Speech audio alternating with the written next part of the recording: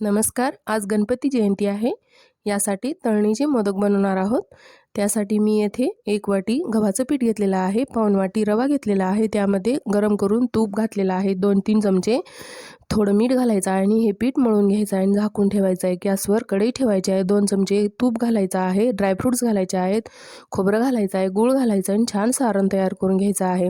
इथे एक पारी करायची आहे आणि पारीमध्ये सारण घालून अशा प्लेटा करून घ्यायच्या आहेत आणि या सर्व मिळून घ्यायच्या आहेत. मोदक सर्व छान करून घ्यायचे आहेत या पद्धतीने.